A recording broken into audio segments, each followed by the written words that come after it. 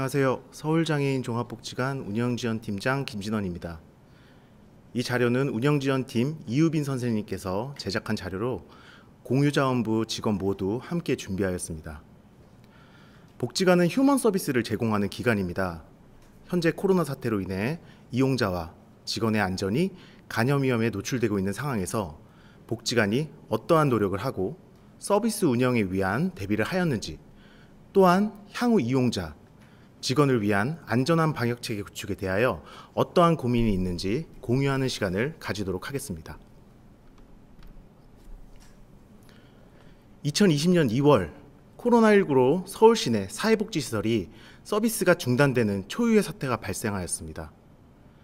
사람 중심 서비스 제공기관으로서 서비스 중단 시기에 이용자에게 어떻게 다가갈 것인가, 지역사회 내에서 복지관이 할 수 있는 역할에 대하여 복지관 직원들은 많은 고민을 하였습니다.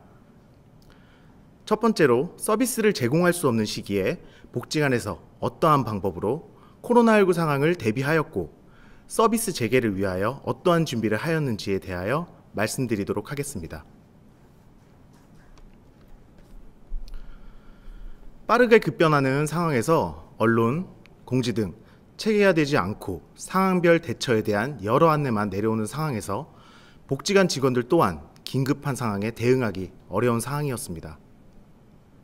이에 복지관에서는 안전사고 및 응급상황 관리 지침에 감염병 예방에 대한 내용을 추가 개정하였으며 복지관에 맞는 각 단계별 감염 발생 행동요령 매뉴얼을 마련하여 어떠한 상황에서도 직원들이 당황하지 않고 대처할 수 있는 시스템을 구축하는 것부터 시작하였습니다. 지역사회 내에 계시는 이용자의 안전을 위하여 우리가 무엇을 할 수 있을까의 고민 중에 강동구청과 함께 연계하여 우리 동네 찾아가는 방역단을 운영할 수 있었습니다. 이 사업은 지역사회 내 공공시설, 어린이 공원, 정류장 등 외부 방역을 3개월 동안 실시한 사업입니다. 이 시기에 직원들이 소독하는 모습을 보고 지역 내 시민들의 많은 응원을 받아 방역을 더 철저히 하고 열심히 활동할 수 있던 계기가 되었습니다.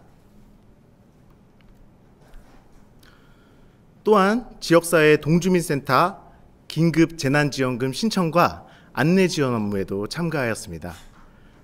4월 한 달간 사회복지사가 아닌 재활 전문 치료사들이 지역사회로 나아가 지역사회의 목소리를 듣고 복지 현장을 느낄 수 있는 시간이었습니다.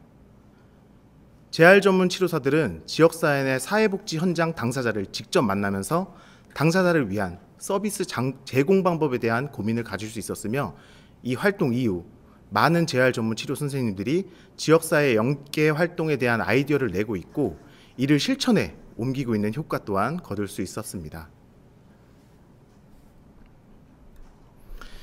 2020년 수중재활센터 내 보일러 및 설비교체 기능보강공사가 하반기 휴관기간을 이용해 실시하기로 예정되어 있었습니다. 코로나19 사태로 서비스가 중단된 시기를 활용하면 하반기 공사로 인한 이용자 서비스 공백이 없을 것으로 판단하였습니다. 이에 기능보강 담당자는 지자체의 기능보강 사업비 교부 시기 조정을 강하게 요청하였고, 그 노력 끝에 기능보강 사업을 예정보다 먼저 진행하여 이용자의 불편을 최소화할 수 있었습니다. 이 부분은 다른 기관에서도 같은 고민이 있을 거라고 생각이 되는데요. 저희 복지관도 코로나19로 식당 운영이 어려운 환경에 지역사회 내에 이용자의 건강과 영양관리에 대한 고민이 있었습니다. 그래서 사회복지사, 영양사, 건강관리사가 함께 협업하여 재가장애인에게 제공하고 있는 밀키트를 제작하였고, 면역력 강화를 위한 영양 컨설팅, 활동이 적은 시기에 대한 맞춤형 건강증진 프로그램용 식단관리 컨설팅을 진행하여 이용자의 건강과 면역력 향상 지원 사업을 실시하였습니다. 많은 기관에서 보편적으로 활용되고 있는 비대면 교육 및 프로그램 운영을 복지관에서도 실시하였습니다.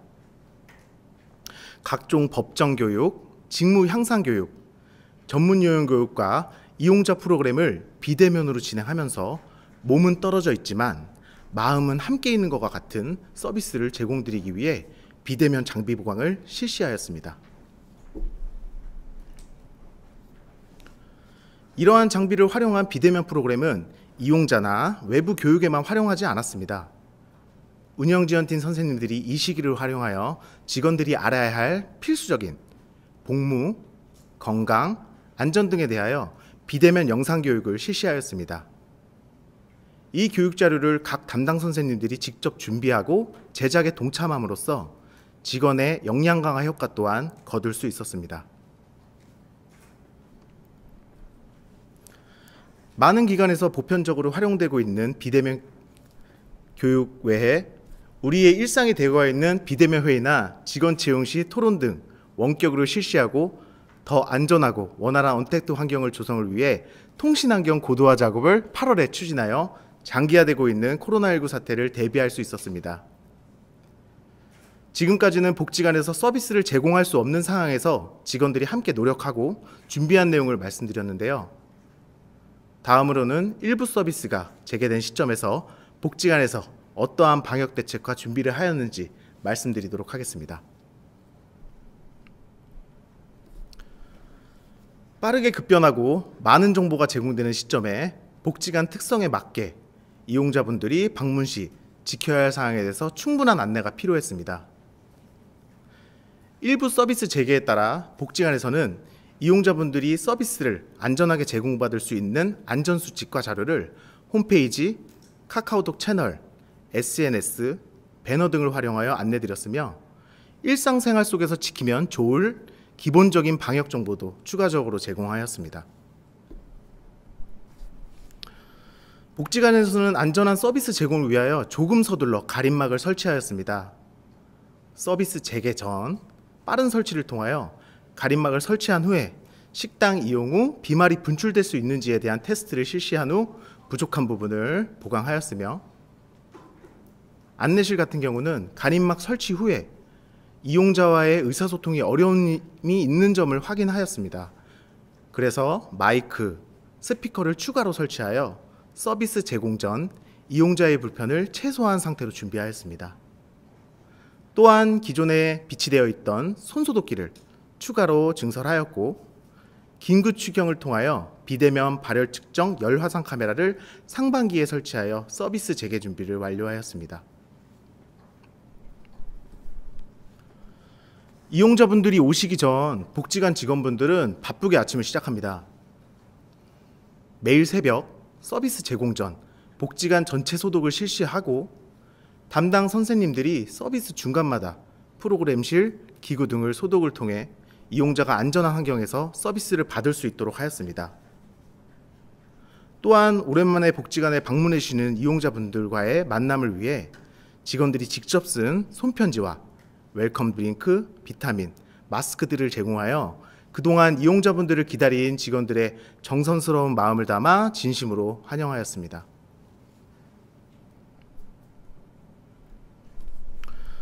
복지관 발열 체크를 위한 출입문 개방 제한 시 이용자분들이 한 번에 입장하게 되면 출입문 거리두기가 상당히 어려울 것으로 판단되어 많은 고민이 있었습니다.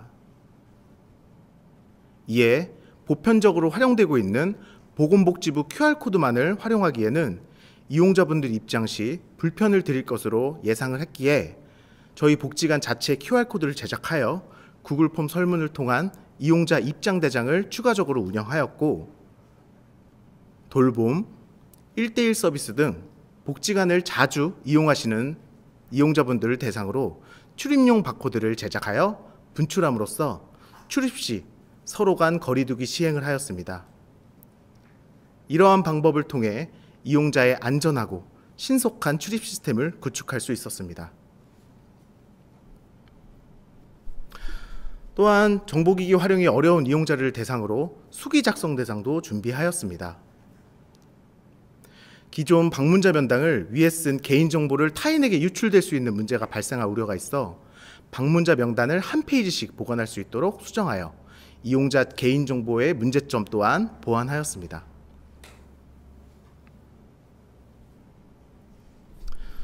직원들의 건강을 위한 슬기로운 직원 방역생활 체계도 구축하였습니다. 직원은 출근하시기 전 본인 건강 상태를 체크하는 자가진단지를 작성하고 제출하여야만 출근이 가능합니다. 그리고 직원과 이용자 간 거리 두기를 유지할 수 있는 테이프를 시설 곳곳에 부착하였습니다. 매일 2시간마다 전체 안내 방송을 실시하고 그 시간을 활용하여 직원들이 사무실 및 치료실을 환기하고 스트레칭, 직원 발열 체크 등을 실시함으로써 동료와 이용자를 위한 안전한 근무 환경을 조성하고 있습니다. 저희 복지관을 방문해 보신 분은 아시겠지만 기관의 특성상 이용자의 접근성이 좋은 환경으로 넓은 공간과 여러 건물로 구성되어 있습니다. 이 환경은 이용자의 접근성 부분에는 강점이지만 코로나19 등 감염병에는 단점으로 작용될 수 있습니다.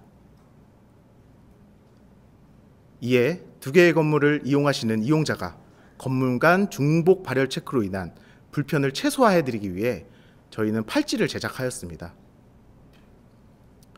이 팔찌는 코로나 대응 단계별 활용 방법이 달라집니다. 높은 단계일 경우 다양한 색깔별 팔찌를 시간별로 제공하여 일정 시간 머무를 수 없도록 시간적 거리 두기를 통하여 감염 예방 효과 또한 거둘 수 있었습니다. 복지관은 기간 특성상 출입문이 상당히 많이 있습니다. 코로나가 장기화될 경우 대비하여 이용자의 시설 이용의 안전과 편의 제공에 대하여 꾸준히 고민하고 있습니다. 그 고민의 중심은 이용자가 안전한 시설에서 사람 중심 서비스 환경을 제공받아야 한다는 것입니다. 코로나19 사태로 장기화에 대한 고민은 우리 복지관만이 아닌 이 시간을 함께 하고 있는 모든 분들의 고민이라고 생각이 되며 그렇기 때문에 이렇게 공유회에 함께 참여해 주셨다고 생각이 됩니다. 저희가 함께 의견을 나누고 같이 고민한다면 더욱더 안전한 서비스 환경과 체계화된 시스템을 구축할 수 있을 것이라고 생각합니다. 네, 지금 보시는 사진은 복지관 직원들이 코로나로 고생하시는 의료진분들에게 감사함을 표현하기 위해서 촬영한 사진입니다. 이 어려운 시기를 이겨내고 있는 것은 의료진 여러분들의 노고가 가장 크지만 지역사회, 이용자, 직원, 자원봉사자, 후원자 모두 한마음으로 방역 주칙을 지켜주시기 때문이라고 생각됩니다. 아직 부족한 부분도 많고 보완해야 할 숙제도 너무나 많습니다. 그 숙제들을 여러분들과 함께 고민하고 논의했으면 좋겠습니다. 당사자의 보통의 삶을 위하여 지역사회에서 모두 함께 활성화할 수 있도록 좋은 의견 언제든지 공유해 주셨으면 좋겠습니다. 여러분의 소중한 시간 허락해 주셔서 감사합니다. 이상 지속가능한 서비스 운영과 안전을 위한 복지관 방역체제 구축에 대한 공유의 시간을 마치겠습니다. 다음 이야기는 기획협력팀 박재훈 파트너님께서 온라인 교육 플랫폼을 활용한 시민홍보 활동과 양성교육에 대해서 말씀해 주시겠습니다. 다음 이야기도 많은 기대 부탁드립니다. 감사합니다.